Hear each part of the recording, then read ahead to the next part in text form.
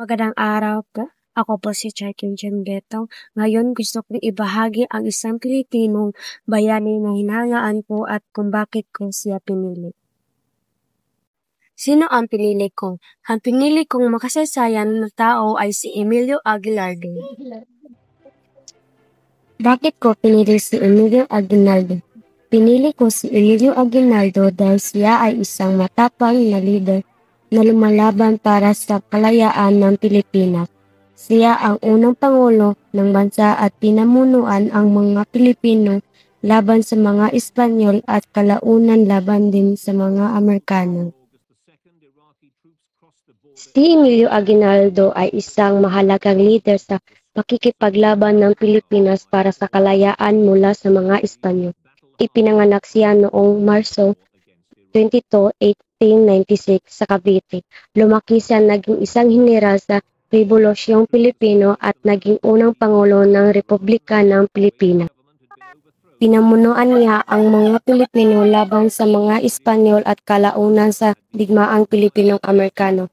Laban sa mga Amerikano matapos mapasailalim ang Pilipinas sa Estados Unidos.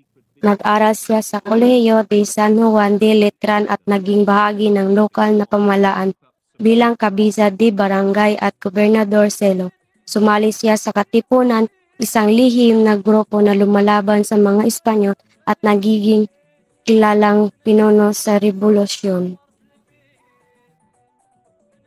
Matapos ang ilang tagumpay, pinumunuan niya ang revolusyonaryong gobyerno. Ngunit kalaon ay pinatapon sa Hong Kong bilang bahagi ng kasunduan sa kapayapaan ng mga Espanyol. Si Emilio Aguinaldo ay ipinanganak sa isang pamilya na may magandang kalagayan. Ang kanyang ama ay si Carlos Aguinaldo na naging alkalde ng kanilang bayan sa Kawit, Cavite. Ang kanyang ina naman ay si Trinidad Pami. Siya ay may iba pang mga kapatid.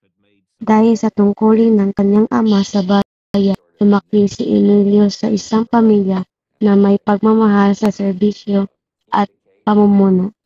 Nang mamatay ang kanyang ama, tumulong siya sa kanyang ina sa pag-aalaga sa kanilang pamilya.